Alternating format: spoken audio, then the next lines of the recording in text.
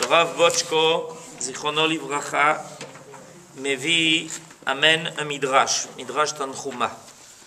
מדרש תנחומה לפרשתנו, פרשת ועשו לי מקדש ושכנתי בתוכם, פותח בדרשת הפסוק ויקחו לי תרומה, בהביאו את דברי הנביא מלאכי, אהבתי אתכם אמר השם, ועלינו להבין את הקשר שבין הכתוב למדרש. Donc, il amène un midrash. Dans ce midrash qui parle à propos de notre paracha, le midrash commence par citer un verset du prophète Malachi, dans lequel Akadosh Baruch Hu annonce, déclare plutôt, par l'intermédiaire du prophète, je vous aime, dit Akadosh Baruch Hu. C'est bien une déclaration d'amour, surtout de Akadosh Baruch Hu, et surtout en ces temps-là, on en a bien besoin. Oui, tout à fait. Mais dit le Rav Bochko, quel rapport entre notre paracha et cette déclaration de Akadosh Baruch Hu dans le prophète Malachi à propos de notre paracha? C'est-à-dire qu'il faut quand même trouver un lien entre le verset cité par le Midrash et le contenu de notre paracha.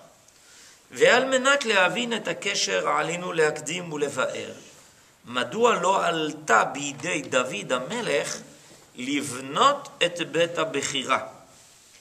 Et dit le Rav Bochko, en fait, pour comprendre ça, nous allons nous livrer à une étude d'un point délicat, et qui est d'essayer de comprendre pour quelle raison le roi David n'a pas pu construire le Beth Amikdash. Vous savez que le roi David a fait tous les préparatifs possibles et imaginables pour construire le Beth Amikdash, qu'il était sur le point de construire le Beth Amikdash et que Akadosh Baruch Hu l'a arrêté. Sheken, lichora, mi od kamou haya muchshar veraoui lechach. Parce qu'a priori, il n'y avait pas de personne qui convenait mieux que le roi David pour cette entreprise. Kayadua, Amro Chazal ki shalosh mitzvot nitztavu Israël beknisatan laaretz. Nos sages nous ont enseigné que nous sommes tenus à 3 obligations avec notre entrée en Eretz Israël. Lemanot lahen melech, limchot zaro shel Amalek, velivnot et bet habechira. Dans cet ordre, les 3 mitzvot sont les suivantes: nommer un roi, effacer Amalek, et troisièmement, construire le Beth Amikdash. Benigoud le Shaul Kodmo, kiyem David et shnei hatzivuyim harishonim bedvekut ubeoz. Contrairement à Shaoul, qui lui n'a pas accompli les 2 premières mitzvot, lui, le roi David, s'était complètement dévoué à accomplir les 2 premières mitzvot. Il était le roi par excellence, comme on attend d'un roi d'être roi. Il s'est battu contre Amalek, et une lutte à outrance. Il a gagné toutes les guerres. Il ne lui restait plus que le 3e point. Et Madoua eifo nivtsar mimeno lemale gam et tafkido ashlishi livnot et bet habechira.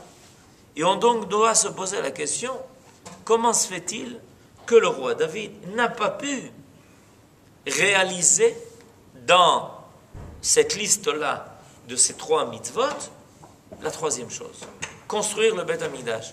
C'est tout à fait surprenant. Le roi David a tout préparé. Il a mis en place tout le chemin qui menait au Beth Amikdash. Il a réussi à être le roi de tout Israël. Il a gagné toutes les guerres. Il s'est battu contre Amalek. Et voilà que, avant de quitter ce monde, le roi David convoque son fils, le roi Shlomo. Et il lui fait une révélation, c'est ce qu'on va lire maintenant. בספר דברי הימים, מספר David li Shlomo beno. Le roi David dit à son fils Shlomo, Bni, Ani aya im levavi livnot bait leshem Hashem Elokai. Sache une chose, mon fils. J'avais profondément dans mon cœur l'intention de construire une maison, une demeure pour l'Éternel mon Dieu.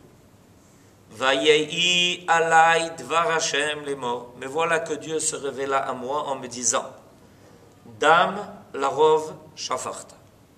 Non, tu as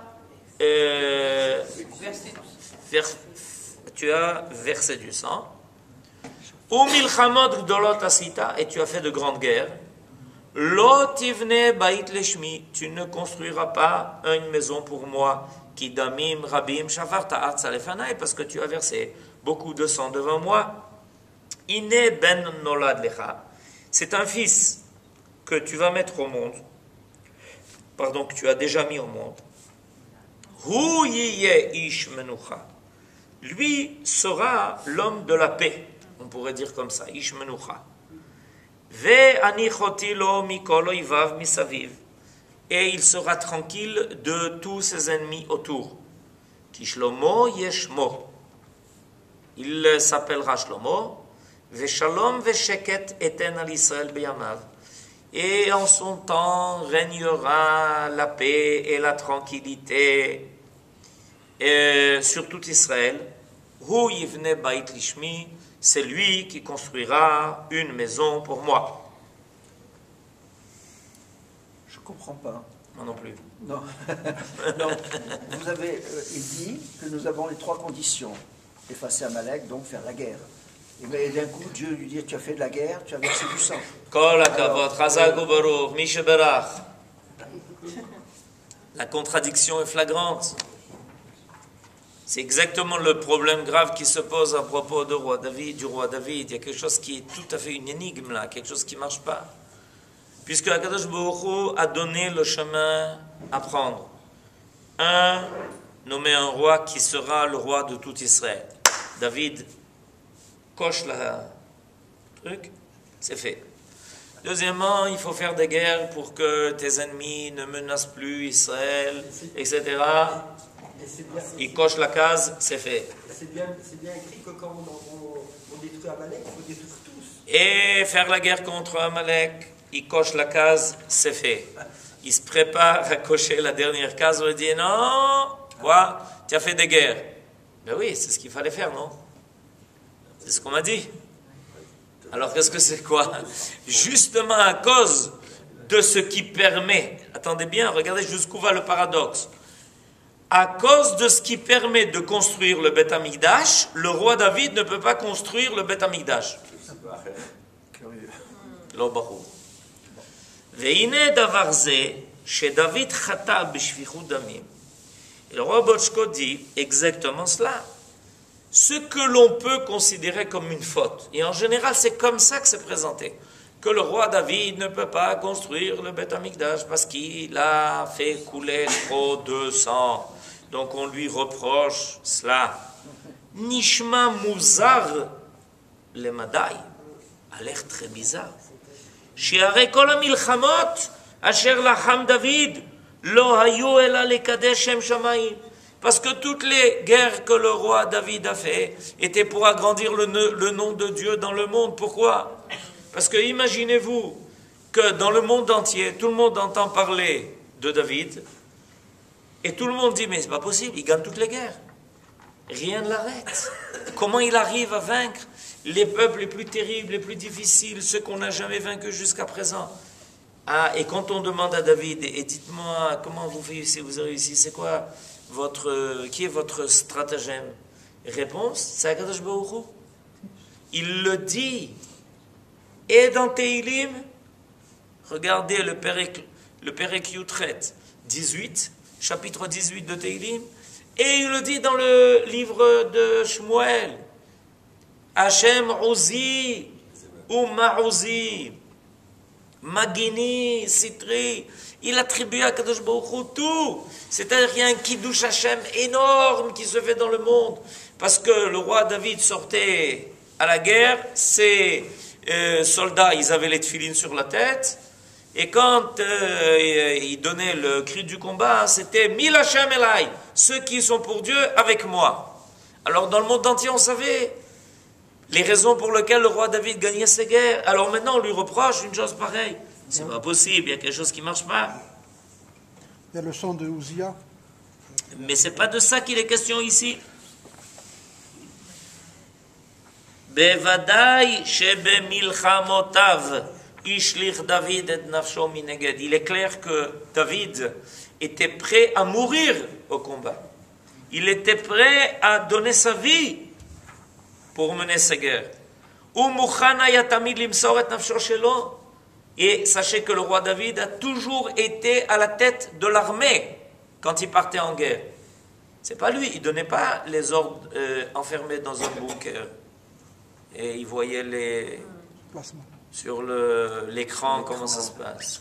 Il était là-bas, sur place. À tel point que finalement ces hommes, à un moment donné, ils ont dit ça suffit, et à ton âge ça suffit, on ne part pas en guerre. Il y a une guerre où il a été extrêmement mis en danger par le frère de Goliath qui a voulu se venger de lui. Alors on dit non, c'est pas possible. Mais il était toujours à la tête des combattants.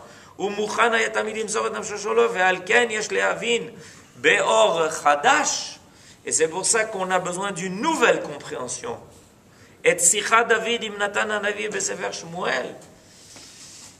Dans le livre de Shmuel, on voit que David est sur le point. On est maintenant la veille du début des travaux de construction du Beth Amikdash.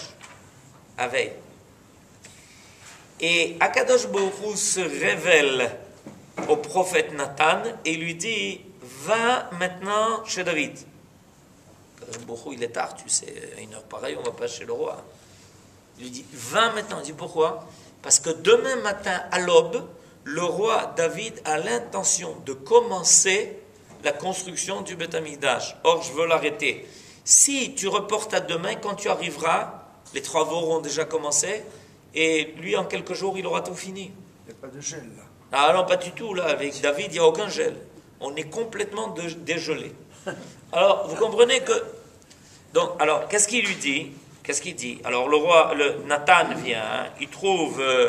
le roi David, qu'est-ce qu'il lui dit? Reina, regarde, Omer David, Hanochi Yoshev bet Arazim, je suis dans un palais, Ve'aron Elokim Yoshev bet Ayeria, et l'arche divine est dans quoi? Dans une tente. C'est pas normal. C'est pas normal. Je ne me sens pas à mon aise, moi, d'habiter le palais, alors que l'arche divine se trouve dans une tente. La réponse de Dieu à cette inquiétude de David, de ne pas se sentir à l'aise d'habiter lui dans une ville, dans un palais, alors que l'arche divine se trouve que dans une tente, Ki lo yashavti bebait le miyom a'aloti et bnei Israël mitzrayim ועד היום הזה, והיה מתהלך באוהל ובמשכן. Il dit pourquoi tu t'inquiètes? Depuis que je suis sorti d'Égypte avec le Ham Israël, jusqu'à présent aussi j'habitais dans une tente, dit Akadosh Baruch Hu David. Ça s'appelle le Mishkan. Alors moi je me dis, ça va, c'est pas si grave que ça, t'inquiète pas. Le roi David avait honte. Je suis dans un palais et l'arche divine, c'est-à-dire la présence divine qui accompagne le Aaron HaKodesh, il est dans une tente. Ça fait pas mal de temps, il y a plus de 400 ans. J'habite depuis 400 ans dans une tente, dit Akadosh Baruch Hu. Mashma'ut Dvar Hashem. Il a un chidouche extraordinaire, le Rav Boshko. Je vous préviens. Je vous préviens à l'avance, il a un chidouche extraordinaire. Mashma'ut Dvar Hashem. Aole mi sefer divrei yamim ve sefer Shmuel gam yachad i. Et la compréhension vraie de ce qui se dégage, aussi bien de ce qui est dit dans le livre de Shmuel que dans le livre des chroniques. Ça s'appelle divrei yamim, on appelle ça les chroniques. C'est comme ça qu'on l'appelle chez les autres. Chez Ahavat David Lashem. מתבטאת בנכונותו המתמדת למסור את נפשו ולשפוך את דמו, בבחינת כל ימי הייתי מצטער מתי יבוא כתוב זה לידי צעקה אימנו. ומכיוון שכך, אין האהבה הגדולה הזאת זוקקת אות וביטוי נוסף כבניין המקדש. אומר השם איפה לדוד כביכול, שגם בתוך היריעה במקום שכינה צנוע נשתעשע יחדיו, לפי שאהבתך הגדולה אליי חמה וסוערת בלאו הכי, במסירות נפשך כל ימיך. Réponse de Dieu à David qui veut construire le Beth Amikdash, mais il n'y a pas besoin. Pourquoi il n'y a pas besoin? C'est ça la réponse. Parce que Akadosh Baruch Hu est en train de faire une révélation énorme à David, en lui disant la chose suivante. Le Beth Amikdash, il a quel but? Permettre une rencontre entre le divin et l'homme. Le Beth Amikdash, c'est un point de rencontre. Il y a ici un point de mire. Les cieux s'ouvrent. C'est le roi, c'est Yaakov qui l'avait dit, déjà à son époque. En ze ki im bet Elohim, veze sha'ar hashamayim. Donc, le roi apparaît et on va au Beth Amikdash et il y a une rencontre qui se fait. C'est le but du Beth Amikdash. Le but du Beth Amikdash, c'est la Bgisha, à tel point que le Mishkan, dans le désert, s'appelle Ohel Moed. Ça veut dire quoi, Ohel Moed? Pas dans le sens qu'on le connaît d'habitude, la fête. Moadim le Simcha. Moed, ça vient du temps de rencontre. Ça vient la racine du mot Moed, c'est Va'ad. Lehi Va'ed. Ça veut dire se rencontrer. Avoir une réunion, avoir un rendez-vous. Bediouk. C'est-à-dire que l'Ohel Moed, c'est l'endroit du rendez-vous. Alors qu'est-ce que Kadosh Baruch Hu dit à David? Il lui dit, mais tu n'as pas besoin d'un droit de rendez-vous. On est en rendez-vous permanent.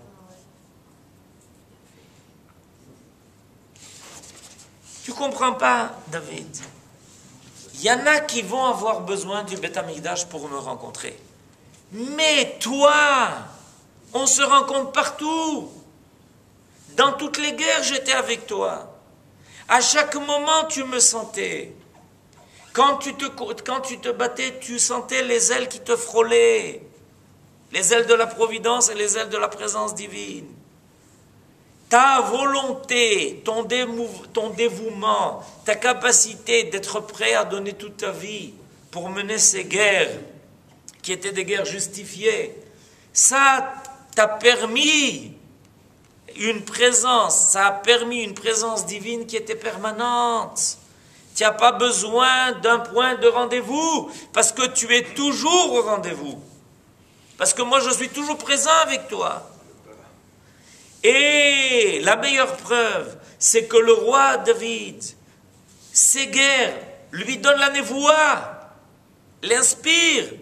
Il est capable d'écrire des chants extraordinaires, de névoie qui apparaissent dans le Sefer Shmuel et qui vont apparaître dans Tehilim. Tehilim, c'est quoi? Tehilim, c'est le livre de prière du roi David dans tous ses combats, dans toutes ses luttes, dans toute sa vie. Mais ces mots-là, ces mots-là vont devenir les mots de prière de tout Israël jusqu'à la fin des temps. Ça veut dire que c'est divin. Ces mots-là sont divins. Qui est-ce qui a inspiré David de ces mots-là? C'est Akadosh Baruch Hu. Donc, lui dit Akadosh Baruch Hu, tu ne comprends pas que toi, tu n'as pas besoin du Beth Amikdash. Si tu construis le Beth Amikdash, ça voudrait dire que jusqu'à présent, tu ne pouvais pas me rencontrer. Que jusqu'à présent, il n'y avait pas de contact entre toi et moi. Viendra le temps où le Ham Israël aura besoin de cela. Mais toi, tu n'as pas besoin de cela. Ça, c'est le chidouche. Là où je me trouve, quand il y a besoin, tu viens, j'en suis dans cette petite tente-là, et ça suffit largement. Parce que tu as déjà prouvé ton amour et ton attachement à moi dans tous les cas de figure possibles et imaginables. Vous comprenez? Que le peuple dans tout ça. Oh, רק רגע. זהו עומקו של הכתוב. Et ça vient expliquer exactement la signification du verset ואהבת את השם אלוקיך. שאם ישאל השואל, si quelqu'un vient et pose la question ואהבת את השם אלוקיך, d'où est-ce qu'on sait que quelqu'un aime Dieu? במה ידע? במה ניכרת אהבת איש ישראל השם? Comment on pourrait savoir si l'amour de Dieu brûle dans le cœur de quelqu'un? Aresium akatov. Voilà la fin. Bechol levavcha uvchol nafshecha. De tout ton cœur et de toute ton âme. Bekol rega verega. Heve muchan ou mezuman limsor et nafshecha al kiddush Hashem. Sois prêt à tout moment à donner ta vie. Or le roi David, il a accompli ça. Et on trouve d'autres exemples. Kach haya Rabbi Akiva. Mitztaer kol yamav al pasuk ze. Lui aussi, toute sa vie, Rabbi Akiva disait, comme j'aimerais bien accomplir le contenu de ce verset. Matai yavo leyada ve'kaimeno.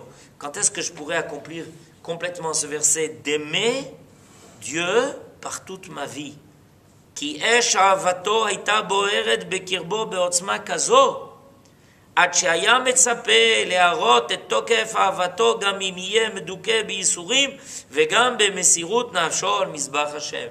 Rabbi Akiva est tellement aimé, était tellement attaché à Kadosh Baruch Hu, qu'il voulait arriver à une situation où il serait capable de prouver son amour à Dieu, même dans les circonstances les plus difficiles, comme finalement c'est arrivé à la fin de sa vie.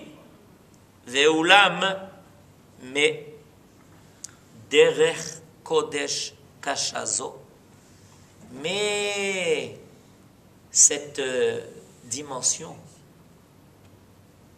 est très difficile pour le commun des hommes. Derech kodesh zo kasha, derech kodesh kasha zo na'al yechidim begvuratam. C'est une dimension qui ne convient qu'à certains particuliers, que David Amelech, et que Akiva ben Yosef.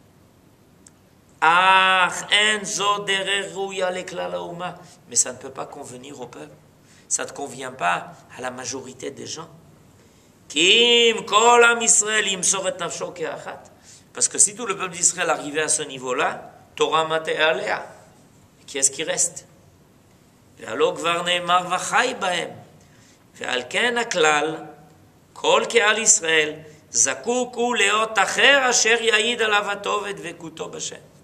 C'est pour ça que le peuple, dans sa globalité, lui, il a besoin d'autre chose.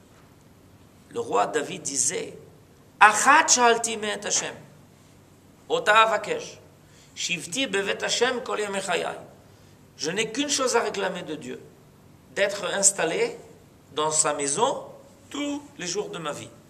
Alors ça veut dire quoi? Qu'il va prendre un fauteuil et qu'il va s'asseoir dans le Beth Amikdash et qu'il ne veut rien faire d'autre. Explique le Rav Hirsch que la demande de David est beaucoup plus profonde que ça.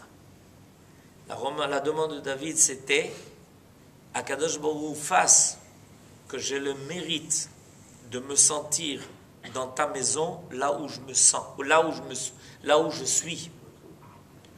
Peu importe là où je me trouve, que j'ai le sentiment d'être devant toi dans ta propre maison. C'est une dimension de vie qui est pratiquement introuvable chez le commun des mortels. De pouvoir arriver à un niveau où tu sens à Kadosh Baruch Hu, au Beth Amikdash, et en dehors du Beth Amikdash, comme dans le Beth Amikdash, peu importe ce que tu fais, peu importe où tu te trouves, et on voit le roi David à chaque occasion, chaque pérek, chaque paracha de sa vie, il y a un livre, il y a un chapitre de Teilim, il y a un verset de Teilim. Ça veut dire que chaque chose de sa vie est traduite par son attachement à Dieu. Et c'est pour ça que ces chapitres-là vont nous servir de tfilote. Quand on a besoin d'implorer Dieu à propos de ce qui nous arrive, à chacun de nous, dans notre vie ou dans la collectivité, qu'est-ce qu'on fait? On lit Teilim. Pourquoi? Parce que le livre de Teilim, c'est ça qui est extraordinaire. C'est le livre de l'attachement à Dieu dans toutes les situations de la vie de l'homme. Les joies, et les peines, et les choses extraordinaires, et les choses difficiles, les moments de construction et les moments de destruction. Tout est présent. Veine, Hashem yitbarach gila lanu et avato elenu, benoso tanu al kanfe nesharim. Et Akadosh Baruch Hu a voulu prouver son amour envers nous, et il nous a transportés jusqu'en Eretz Israël sur les ailes d'aigle. C'est comme ça qu'on a appelé l'opération qui a fait sortir les Juifs yéménites du Yémen. Mifza Kanfe Nisharim. Comme Dieu nous a fait sortir d'Égypte. En lecha gilui muvak shel reut veyedidut ki adam alokach et chavero imo lemakom midbar lishtashea imo be'avato. Et Akadosh Baruch Hu nous a prouvé son amour en disant, regarde, on va se faire une petite demeure et on va habiter ensemble. וכן הוא המנהג שהחתן והכלה אחר יום חתונתם נוסעים להתבודד יחידים במקום רחוק. Et c'est comme ça que font le jeune marié et la jeune mariée. Ils s'en vont, ils vont s'isoler dans leur demeure. Au bazen ikeret avatam lakol, et de là on voit combien ils s'aiment. Ima yetziah mieretz Mitzrayim, avec notre sortie d'Égypte. Nigleta efo avat Hashem usgulato knesset Israël. C'est là le sod de la construction du Mishkan. Le sod de la construction du Mishkan, c'est que Kadosh Baruch Hu nous fait sortir d'Égypte. Il nous dit, regardez, jusqu'à présent, personne ne me voyait sur terre. Personne ne pouvait m'approcher. Hashamaim, Shamaim, Lachem. Mais maintenant que j'ai un peuple que j'aime tellement, une fiancée, l'Assemblée d'Israël, alors on va construire une petite maison comme ça, à deux. Ken, dit Akadosh Baruch Hu, moi et vous, et tout le monde entier verra l'amour qu'il y a entre moi et vous. C'est tout le livre de Shir HaShirim. Et c'est pour ça que le Midrash a commencé par le verset de Malachi, Ha'avti etchem amar Hashem. Cette déclaration d'amour que Akadosh Baruch Hu a fait avec le prophète Malachi. Kakatuv, Lechtech acharai bamidbar, be'eretz lo zroa, ve'aben yakir li Ephraim, im yelet shashuim, sham bamidbar, là-bas dans le désert. Yachol Akadosh Baruch Hu, להשתעשע עמנו ביחידות ולהכיר לנו אהבה ואילו אנו נענים ואומרים לא, là-bas dans le désert, Akadosh Baruch Hu peut nous prouver son amour et nous pouvons lui répondre אתה בחרתנו מכל העמים להיות לך לעם סגולה ולממלכת כהנים וגוי קדוש. Nous sommes conscients que tu nous as choisis pour être le peuple élu, ton peuple à toi. Donc, il y a ici, de la part de Akadosh Baruch Hu, le fait qu'il nous demande de construire le Mishkan. C'est la paracha de cette semaine, la paracha de la semaine prochaine, et c'est après encore 2 autres parachutes à la fin du livre de Shemot. C'est Bediuk ça, ce que Akadosh Baruch Hu dit. Vous croyez que c'est évident une chose pareille, que Akadosh Baruch Hu dit je vais habiter avec eux? C'est avec vous que je veux habiter, nous dit Akadosh Baruch Hu. Et ensuite, ça va se réaliser à nouveau à l'époque du roi Shlomo, quand il va construire cette fois-ci un temple qui va être de pierre et qui va être définitif. Et depuis, l'emplacement du temple est quelque chose qui est resté dans sa Kedusha. Le roi David était une exception. Le roi David, lui, rencontrait Akadosh Baruch Hu dans sa grandeur et sa volonté d'être prêt à faire ce qu'Akadosh Baruch Hu exigeait de lui. Il le rencontrait partout. C'est une dimension qui est très particulière. Il faut la connaître. Parce que même si l'homme ne peut pas toujours arriver à cette dimension, mais de temps en temps, il faut qu'il ait conscience que même si nous n'avons pas aujourd'hui la possibilité encore de nous rendre au Beth Amikdash, ça ne veut pas dire pour autant que notre rencontre avec Akadosh Baruch Hu n'est pas possible. Avec la volonté de vouloir accomplir ce qu'il attend de nous, il y a une révélation de Akadosh Baruch Hu qui est très proche de nous. Et pour ceux qui ont des doutes, il suffit d'ouvrir les journaux et vous aurez la réponse.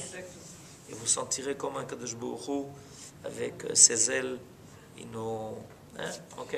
Parce que c'est barour et c'est clair que sa présence est de plus en plus effective et forte, et on la sent et on la ressent.